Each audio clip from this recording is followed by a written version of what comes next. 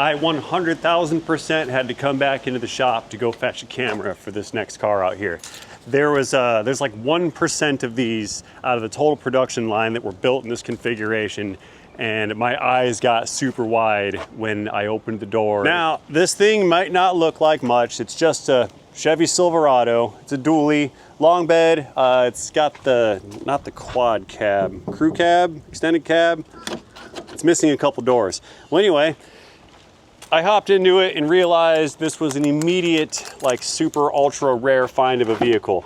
They only built, GM, between 15 and 20,000 of these in total between 02 and 04 that came with the stick on the floor. This is a ZF transmission Duramax dually Silverado. They did not make many of these things at all. I have never in my life been inside of one and had the pleasure of shifting the gears. I want this transmission. Like, this is remarkably sought after. Somebody's gonna email the channel and wanna buy this thing. I don't know if it's for sale, and I hope not, because I will want it and I don't want to want it. We're not getting very far, are we? Yeah, we're not going anywhere. Wow, that key's worn out. I know this is the key. Oh, it moved. Give it the Chevy wiggle. There we go. Got it. Another wiggle. Starting the engine. Foot on the clutch. Yep, clutch. Wow, that's awesome. Okay. Customer states the fuel gauge does not work properly. That thing says it's low on the fuel and it needs an oil change. And they state that the vehicle stalls on occasion. I'm assuming it's a fuel related, because they said that it stalls when it's low on fuel at 272,674 miles on the odometer. I do not know how we can tell it gets low on fuel, because the fuel gauge is broken. That's not great. So let's go ahead and swing this in the shop, set up the rack, see what the deal is with this unit. Let's get some climate control going. I think I'm gonna take it out on a quick drive, just because I've never driven one. Hope that's first gear. Yep. Well, this is weird. A 6-speed Duramax dually. So weird. I've never driven this before.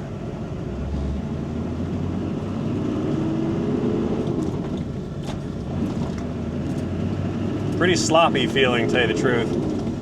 Lots of torque. Oh, this is fun. All right, well, it drives like a 300,000 mile Silverado, that's for sure. Steering's kind of loose feeling. Look at that. Yeah, it's a little loose on the wheel.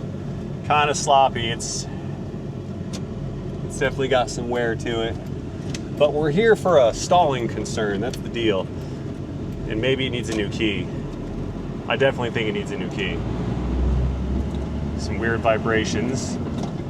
I hear some noises out of the clutch too. I noticed when we were in the parking lot, engaging the clutch while stationary, I heard like some throwout bearing noise. It's probably got a lot of wear in there too.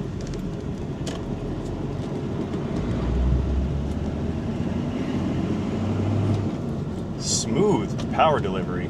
Very smooth. I like it. I wonder what this thing felt like when it was brand new. I bet it drove like butter. So anyway, we're here looking for a stalling condition. Oh, too high a gear. Bad ray. It's here for a stalling condition. I think it's fuel related. The fuel gauge and the fueling are not related. What I believe is going on is when the tank's running low, it's got a hole somewhere in like one of the lines in the module, or remember, maybe it's rusted through, pinhole, broken clamp. I think the issue is going to be inside the fuel tank. So we're going to rack this thing up and see what the condition of the tank looks like. If we need to pull the tank, we will pull the tank and kind of go from there. So let's get back to the shop and see what we have to play with.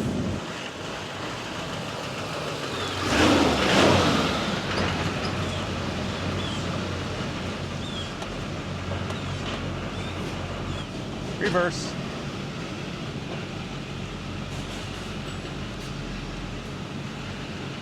Unreverse. Still reverse.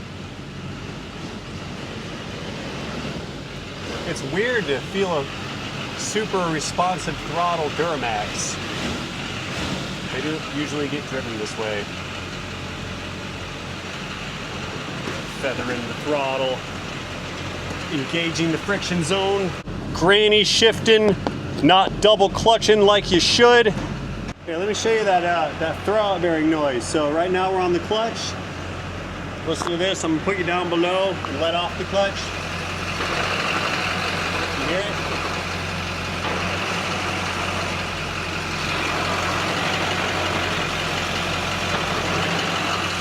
Yeah, it's got throttle bearing noise on the clutch assembly there. Not great, but not horrific. We're here for a stalling condition.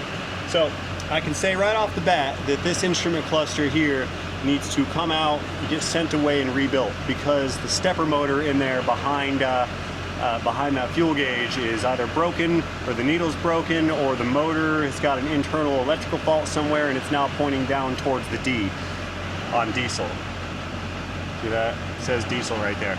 So the fuel gauge is pointing towards the D. That's not supposed to be there.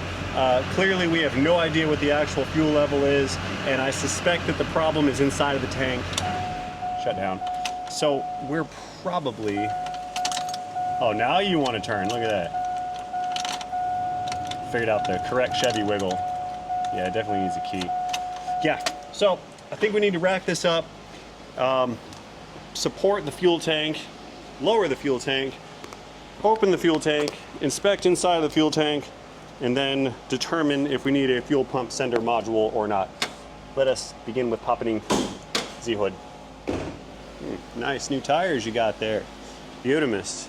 Nice new headlights you got there. Nice new love bug cemetery you got there. Yeah, those are the Florida love bugs. They're awesome. Great for the environment and ecosystem, and your car, and your paint, and all that good stuff. All right, we have ourselves an LB7 Duramax. This is one of the first renditions of this engine, was the LB7. Very similar to Ford's 6.0, I believe. The AC is not looking healthy right there. The cap's gone. Okay. What's the coolant doing? Air filters, all right. Coolant's, can't even see. The bottle's super cloudy. Are we hot yet? No. Yeah, think about a diesel. They're very thermally efficient. So that test drive we took would not bring this up to operating temperature. Not much coolant in there. Looks kind of gross too. Got 2-ish newish batteries on here from the Wally World. Ever start, maximum. Okay. See how the oil looks. Looks like diesel oil to me. Might be a little bit low. So let's wipe down all the rest of that oil. Oh, fun fact. This is dangerous in Duramax land. See this battery over here? A lot of times these battery terminal covers end up disappeared or they fall off or break, and one could accidentally touch that terminal with this cable and create a short to ground, and it'll turn this cable into a light bulb. And we have no oil on the dipstick. No oil on the dipstick. That is not good. That's at least a gallon low. Actually, I need to buy this engine now, because I need this engine for another truck that needs an engine that I'm having a hard time finding an engine for. So yeah, I want to buy this truck because I need parts out of it, because it's probably a decent engine. I bet you it's leaking everywhere. Let me set the rack up real quick, and let's raise this behemoth up in the air and take a gander at the underneath carriages. Let's check our rear end for clearance. We're good back here. Oh, poor dually fender. I think the Florida paint cooked it, and maybe it got damaged somehow too. Look, somebody touched it. Oops. Yeah, right there too. Interesting. Oh, that's sad. That's broken away. These dually beds are highly sought after, especially in the in the rust belt area. Oakley dokley, we've got the lift arms kind of set up. I'm engaging the green subscribe button right up here. Let's run this thing up some. We'll safety check it once it's off the ground. Ooh, she's heavy. Very heavy. All right, so eyeball it back there. This is the part that the youngins always fail on because they get impatient. But y'all gotta understand that if you spend a decade or two lifting up cars and then you never drop one, the odds have now stacked against you to eventually drop one.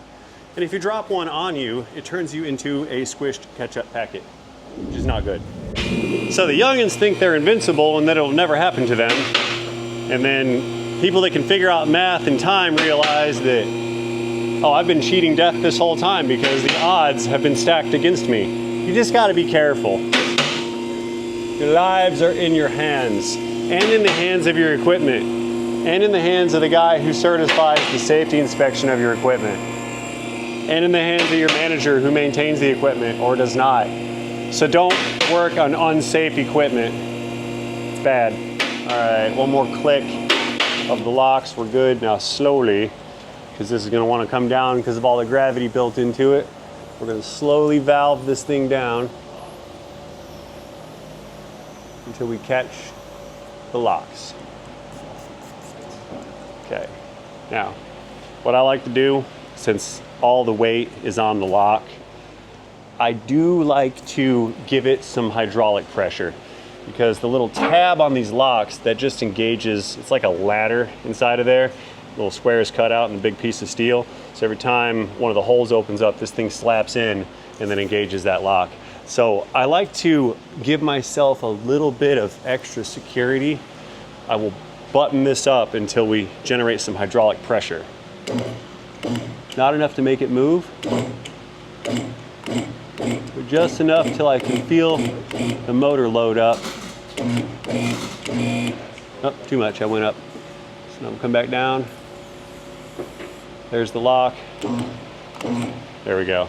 So now we have hydraulic pressure, keeping some of the weight off the lock assembly. So we've got locks in place and hydraulics in place, and all of that is helping to support the vehicle. That gives me peace of mind, and I like peace of mind. Fatal flaw. That was some of the slop that I was feeling in the drive line.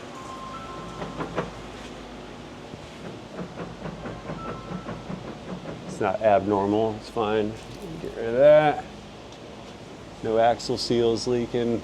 I know it needs some parking brake shoes or something back there because the parking brake is super sloppy. Pretty clean under here, actually. I think the body's in the worst shape. Okay, there's our fuel cooler. That's our tank. Tell me you're not empty. It might be. There's the coveted ZF 6-speed. And bell housing looks dry-ish. Someone's had this drive line out before. There's witness marks here on this transmission bolts. This guy's been apart. Has the transmission been out? I think it has. Yep, there's witness marks on the bolts right there. There's drag marks from where this thing was sitting on the ground. Okay, how about the drive shaft? No marks here. Nothing really to speak of. Okay. So why do we have the bell housing out of this? Yeah, this was definitely taken apart, but I don't see evidence of the transmission being out of it. Here we go. There's witness marks there.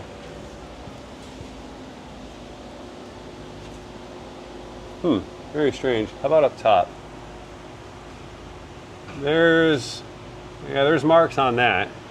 Okay, so someone did have the drivetrain out of this, or drive line at some point.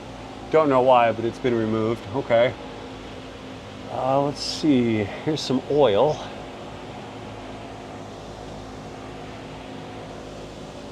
Some grease hanging out in there. Torn boot on the ball joint. Not a huge deal. New upper control arm there. That's cool. Here's some oil leak. Front cover. It's coming up through that tube. little blow-by tube or something. Or positive crankcase ventilation. We might have a burner going here. This could be an oil burner. Maybe I don't want the engine. Wow, okay. Not unexpected for its age and whatnot. Okay. All right, so real quick, before we go through all the effort of pulling this tank down just to look at the sending unit, I'm gonna let this truck back down and we're gonna fetch the scan tool. I'm gonna go into engine data and I'm gonna see if we can get a reading for the fuel tank level. So let's go ahead and lock release this unit right here and slowly let her down.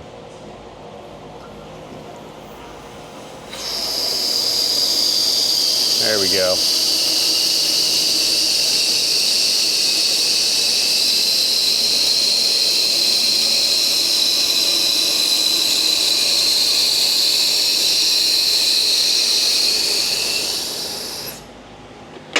Very good. All right, scaneth tool. Powering on. Beep. Okay, dongle in hand. That's the Bluetooth communicator with the scanner right here. Beep. Plug that in.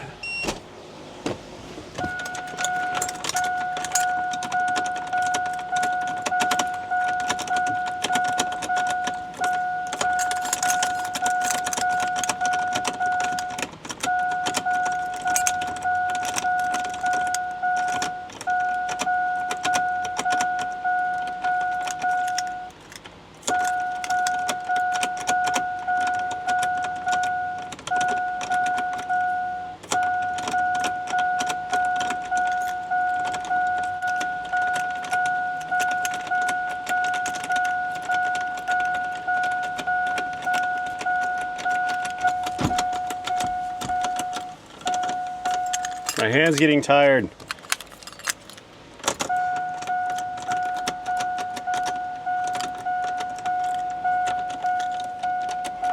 Can't scan tool anything with no power.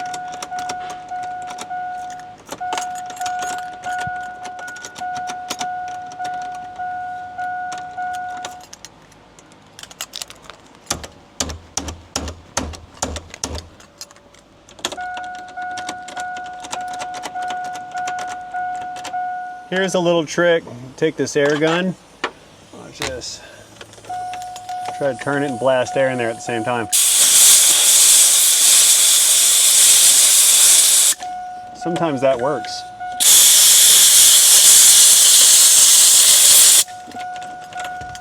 Not this time. Oh, sweat in my eyes.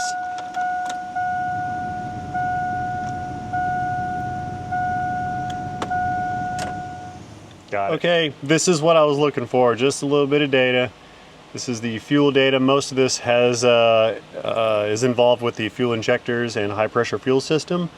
But going down here to the bottom, fuel level percentage, 8%. So we have an empty tank. That's cool. All right. So we got an 8% fuel level in the truck. So now we know that the truck at least thinks that there is no fuel. So I'm gonna do the thing and turn this off. And it's stuck again. All right, well, we're done for now. So let's go ahead and climb out of here. I need to wash all the sweat out. We're gonna take a look in this tank and pull the thing down, take a look and see what the sending unit looks like. Okie doke, so back down below, prepping to pull this fuel tank out. And we can see right here, this thing has like this little shield under the tank, right? So we've just got a couple 15 mil bolts, 2 up here and 1 or 2 back here, and that will release this cover from the tank. Get these ones out back first real quick like. Oh, how about 13s, not 15s? Oops. Let's try again with the correct size socket. My ichrometer must have been out of calibration.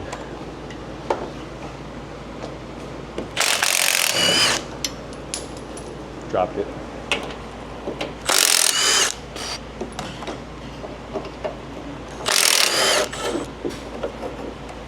Put all the bolts up here on the lift arm so they don't get lost and kicked across the floor. Just like that one that I dropped. There it is. I got it. Found it. So, just kind of pull this thing down. Here we go.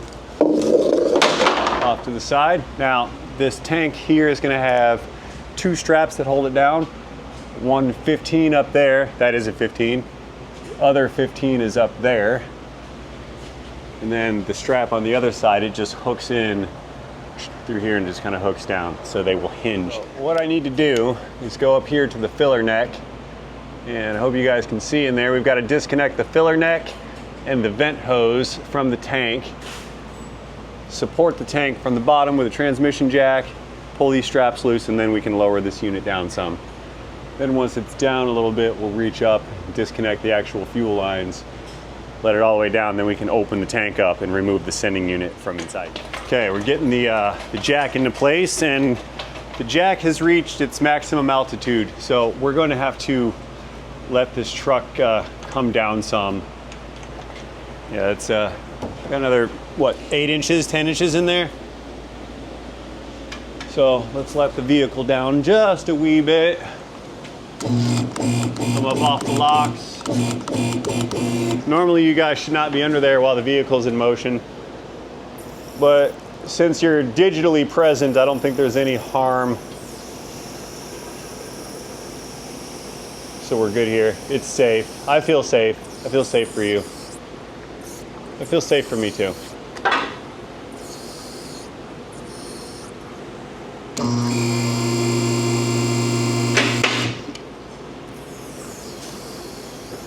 Unlock. There we go.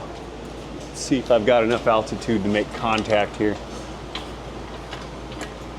Almost. But you know what? That's good enough. Let's take the straps loose now and start bringing this guy down. So this is going to be a bit of a balancing act until I can lower this down some and put a strap around it.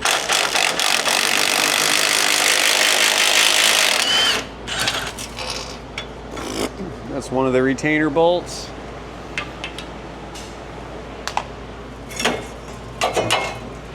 Stanky. Let's see, second bolt coming down.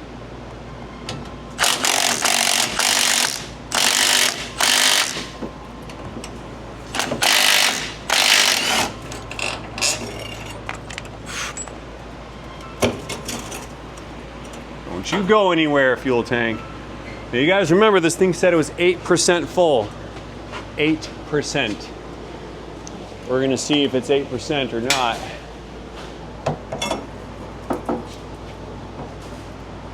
That feels a little bit more than 8%. Just a full tank. That's not awesome.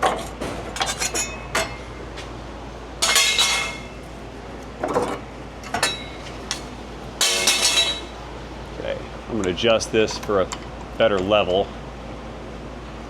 It's kind of leaning backwards a slight amount. Bring it down.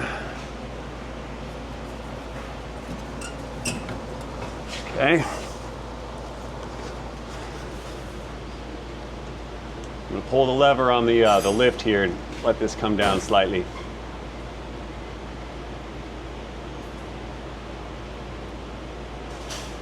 Okay, that's slightly enough.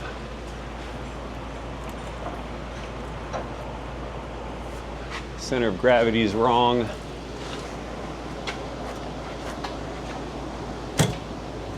There we go. A little better. I need to give these little fuel lines here some attention, so we're going to use this little scissor release tool type of deal. It goes around the line. Maybe that one there. There's two different sizes. It's going to go around the line, and you see this little fitting here? There's little fingers in that fitting that engage a lip on this piece of the line. We have to push this fitting in and then push the tool into those fingers to open the fingers up so we can then pull the line off of the line. Does that make sense? You'll see. You'll see. Watch this. Push it in, drop the tool. It's wonderful. Tool gravity. Yeah, push it in. Working the tool into the little fingers. And now I can remove said line. And there's our little lip thing right there. So there's one more line right there that I've got to remove.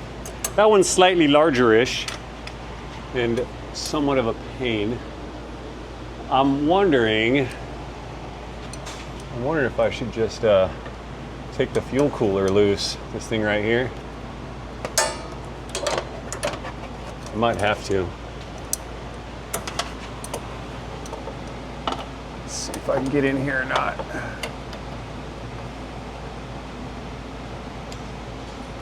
Yeah, maybe, maybe not.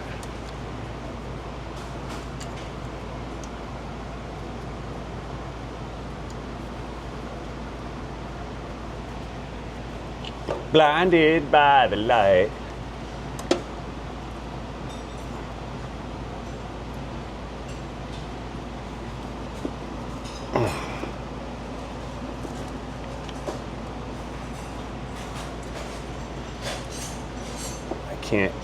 I can't really get into it. Ah, not fun.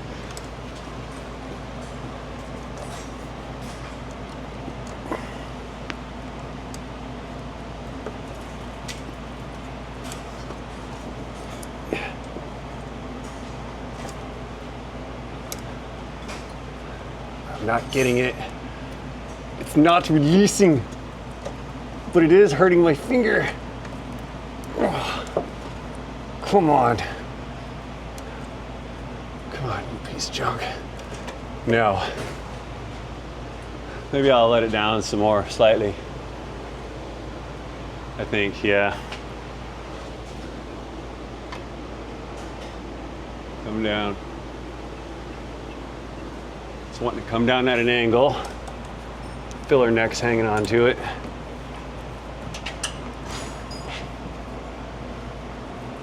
Getting diesel on me.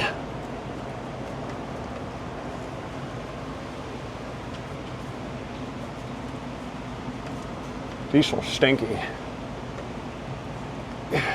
Nope. Pushing on it with a pry bar. Maybe that'll let me get under it to give it the tug.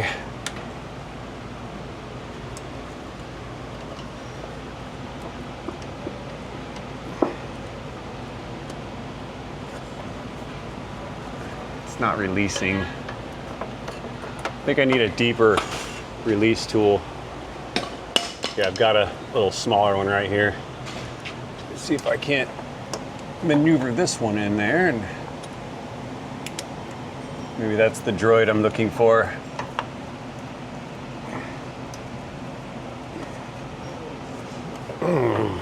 More pry bar. I think I was on to something with that pry bar method.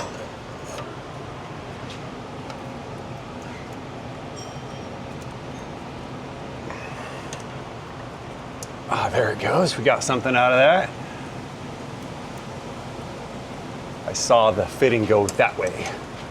So it should be releasing, and it is. There we go. Gotcha. Nice. Okay. So, since I've determined that this tank is full and it wants to fall backwards, we're going to ratchet strap it on so it can't go anywhere. There we go. Okay, I've gotten the filler neck a little loose. I'm going to start letting her down some. Got my left hand down here on the lever for the jack. I'm going to ease it down. Okay, so now we need to go around to the top and inspect for anything that's getting caught or in the way or anything like that. So we've got there's electrical wire right there that's going to the fuel pump sender. Both fuel lines are off, so let me see. I can't see it, but maybe I can feel it here. Oh, this line back. I can't figure out the connector.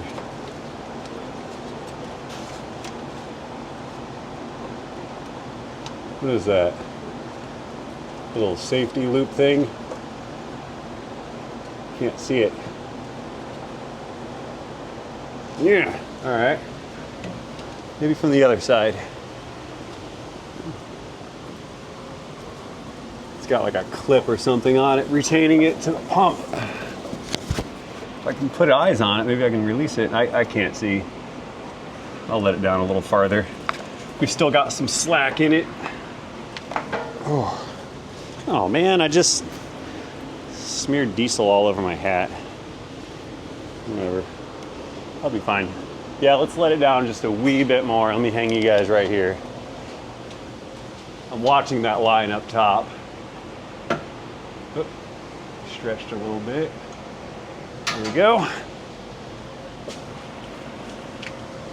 Climb up a ladder, maybe I can see it from this side here. Oh, I see the little clip now. There, I got it. It's unclippaged. No problem. End of situation. All right, there we go. Squeeze myself out. Oh, I'm stuck. There's a drive shaft down my face. Whew. Okay, a little more down action.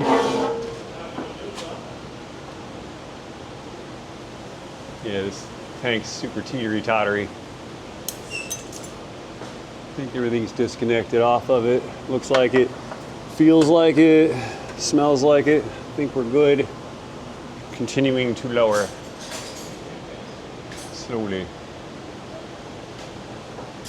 One more recheck. Good.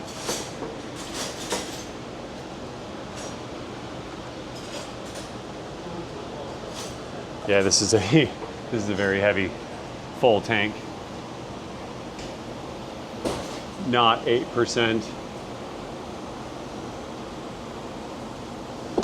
All right, there she is. One diesel fuel tank. Full. That's wild. You know, I got a problem here. I need to take this strap off, but this tank's got like a few hundred pounds of fluid in it, and I'd like to make it stable so I can take the sending unit out. And I don't have anything to set this on. I drug a jack stand over thinking I could just stick jack stands under it, and that's not gonna work, but I think I have a clever little idea. Give me just a second here. I think I've got the perfect solution for this situation.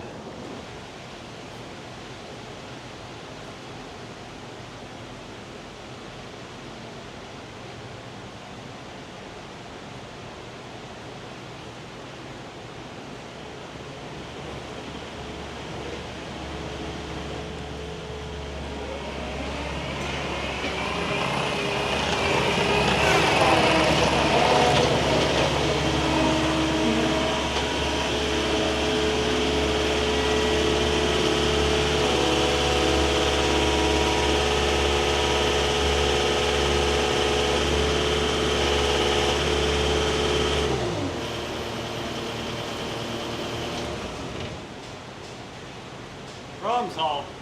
Got it. That will do. In a world of OSHA violation. I didn't crawl under. If the line blows up, you die. Don't crawl it under. All right, now we're good to rock and roll here. Let's lose the strap on. Uh-oh. There we go.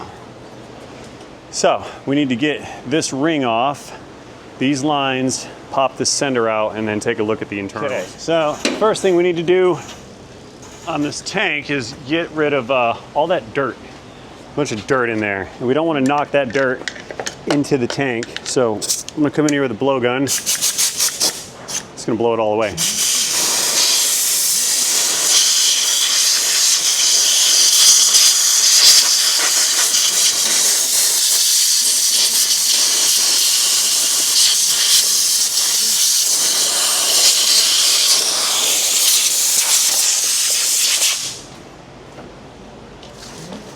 Some AMSOIL engine cleaning power foam because it cleans everything. It's actually designed for throttle bodies, but I use it for all types of cool stuff. It'll carry away dirt.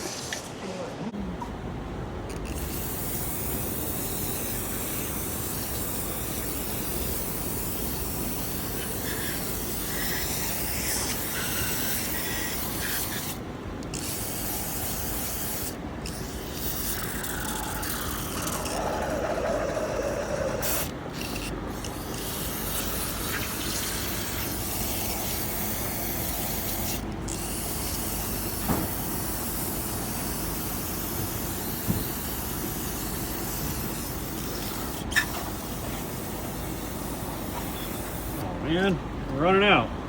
Nah!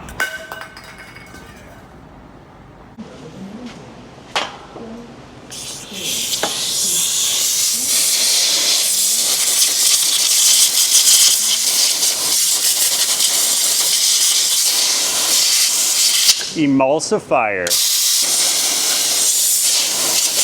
Actually, I don't know if that term applies in this instance, but it reminded me of emulsification. You know, soap carrying away dirt. I don't think it's the same chemical reaction thing though. Wrong verbiage.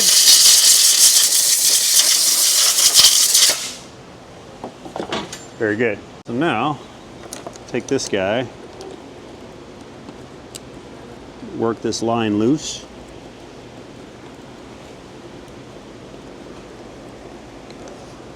Begin working loose now, line. My tool's too thick. That's what she said. Yeah, it's too thick. None of the fuel line tools were gonna fit because we're running into this piece of structure here. So I took this one to the grinder, or took the grinder to this one and notched it out to make it clear the little deal right there. So now, hot.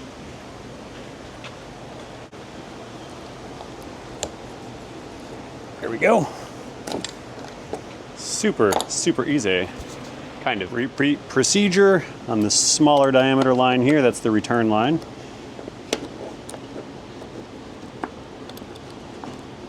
Get in there. Excellent. So now we can remove the ring, pop it out, and then the sending unit comes out of the tank. Next, we have a very blunt, dull chisel, and I'm just gonna tappy tap this ring with a ball peen. It'll rotate, release.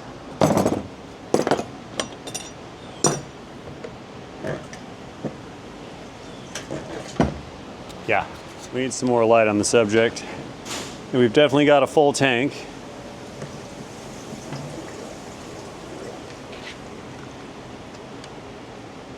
Well, that's the reason that the tank reads empty.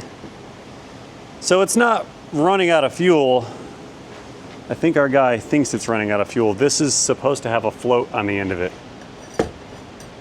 Okay, hang on here. Okay, so I don't know where that float's at. I know it's in there somewhere. It's got to be. Number one, filthy. That's a filthy fuel tank. We don't like that.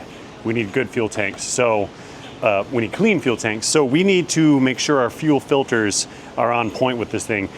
Typically, my rule of thumb is on your diesels, do your fuel filters every other oil change. I realize that the monitors will have you do like every 3 oil changes, but you're dealing with a $25,000 fuel system here. So every other oil change is gonna be sufficient, I think, in my estimation. It's cheap insurance. My voice is no longer voicing, too much talking. So wherever that floats at, I'll try to find it. Yeah, it's nasty. I imagine it'll be floating, right? It should be floating. Sure. So anyway, the way this works, well, let me back up. Typically, on a fuel sending unit, you're gonna have a pump in here as well. This has no pump. There's no pump inside of this. The pump is the high pressure pump located on the engine itself, and that actually will just suction in fuel as it runs. So we just require or rely on vacuum. That's why a lot of diesel guys will install an aftermarket electrical lift pump to supply the high pressure pump with some fuel. So back to these sending units, normally one of these guys would have a set of 4, maybe even 5 wires. This one's only got 2. So these are just circuit resistance wires that run through this little potentiometer right there. You see that little guy? So as your fuel level changes, these little brushes that are in there, hope you can see them, those little brushes will sweep across that contact patch, those little 2 silver things right there. And as you go farther up or down, the resistance, the electrical resistance of that circuit will change. So when the fuel level is full, we have one resistance through this 2-wire circuit. When it's empty, we have a different resistance, and we have a different resistance everywhere in between. And that's what the control module uses to determine the value of the fuel level in the vehicle. So this one being no float on it, it would have always read low fuel because it was biased downward. Keep in mind, we do have a broken gauge in the truck, so there's a few things working against it. As far as my earlier guesstimation of this thing being all rusted out and sucking in air halfway through, it's a possibility. Like if there was a pinhole right here, for example, then as soon as the fuel level dropped to here, the engine would start sucking air and it would no longer pick up fuel. So if this hose develops a hole in it, you'll run out of fuel with fuel in the tank. I think that the customer was just running out of fuel because everything told him he did or did not have fuel, or he was using mileage. Either way, the thing was running out of fuel. And either way, we need a float, and we need a potentiometer, and that means we need a sending unit. So I'm gonna get one of those things ordered, and then we can put all this back together. And we're going to end up pulling out that gauge cluster, and I'm gonna send it out for remanufacture and repair. But I'm not gonna include that in the video. I need to figure out a way, maybe you guys can help me. Can I put you down in this hole and you tell me if you see a fuel float valve sitting around in there somewhere? You're gonna need some light in there with you. What do we see? Do we see a fuel float valve anywhere? Anything? Yeah. Where did it go? I don't see the thing. Did it become disintegrated? That's a little crazy. All right. Well, I don't see it in there. I'm gonna go in with some mirrors and a camera, another one. Maybe look a little harder, but I think it's gone. Maybe it melted.